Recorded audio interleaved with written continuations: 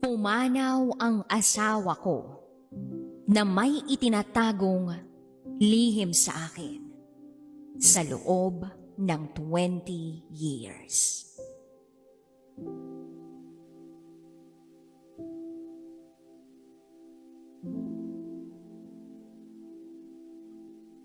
Hi DJ Rocky. Just recently, naging libangan ko na ang panunood ng programa mo sa YouTube. Marami na akong mga kwento na napakinggan mula sa mga nagsusulat sa iyo. May mga pagkakataon pa nga nagre-replay ako ng episode mo. At hindi ko akalain na isang araw, ako rin ay magiging isa sa mga mag-share ng kwento. Itago mo na lang ako sa pangalang Brian. At ito, ang aking secret file. 20 years. 20 years kaming magkasama ng asawa ko. Pero kamakailan lang, pumanaw siya. Sobrang sakit, DJ Rocky. Parang isang parte ng buhay ko ang nawala. Pero alam mo, DJ Rocky, nakaramdam ako ng kaluwagan nung mawala ang asawa ko. Hindi ko maikakaila na marami kaming pinagdaan ng hirap sa relasyon namin. Palagi siyang may sakit.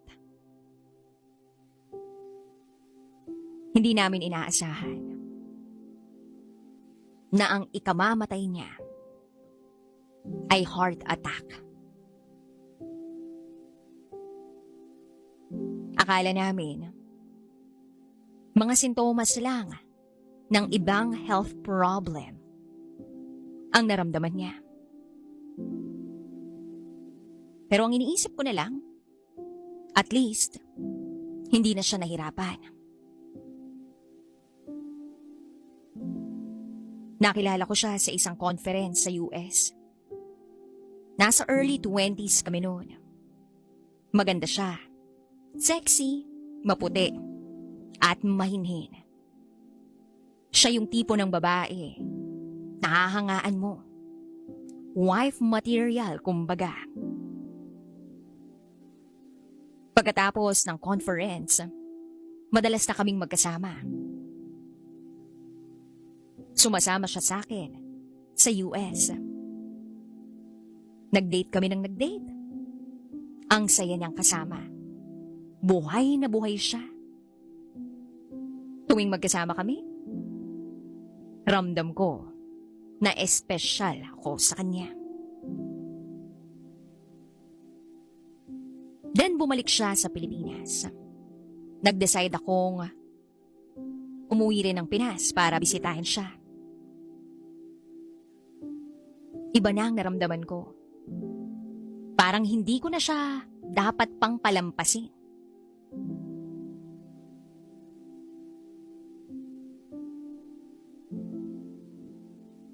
There was a time na inaya ko siyang mag-Baguio.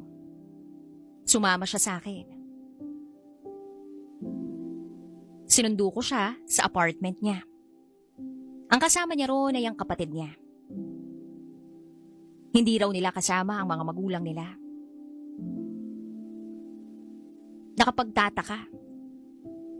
Di ba normally, ang Filipino families magkakasama ang mga anak at ang mga magulang. But their family was different.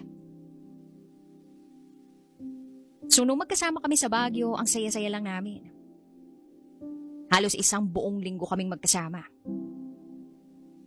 Then sa last day namin doon, ay biglang tumawag ang kanyang kaisa-isang sister. At ang sabi sa kanya, may bala ka pa bang umuwi? Huwag ka na kayang umuwi rito. Ganun lang din ang pagkakakwento niya sa akin. Kaya ang ginawa niya, nag-empake siya. At bumukod. I asked her kung gusto niyang sumama sa akin. At doon na magtrabaho. Ang bilis ng pangyayari, DJ Rocky. The next thing I knew, meron na siyang ticket at may visa na siya. Then nagsama kami. Eventually, nagpakasal. Simple lang ang mga araw na dumadaan sa amin. Pero alam kong may mga bagay na hindi niya kayang sabihin sa akin. Mahal ko siya. At alam kong mahal niya ako. 1, 2, 3, 4 na taon ang lumipas. Wala kaming anak. Hanggang sa nagtuloy-tuloy. Yes, DJ Rocky.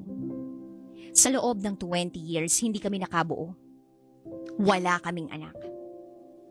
At hindi kami naging financially stable para magkaanak.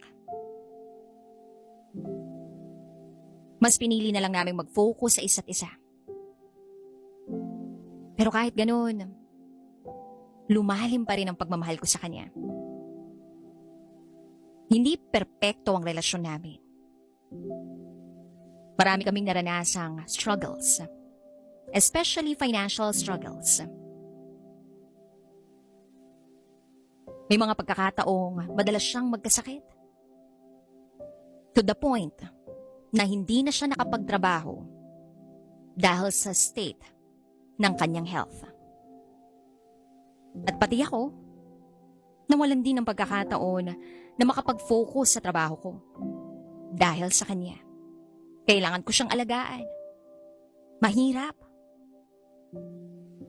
Pero kahit ganun, iniisip ko na siya pa rin yung gusto ko makasama sa lahat ng aspeto ng buhay ko. Ang sakit lang. Kasi parang siya na lang yung kailangan kong alalayan.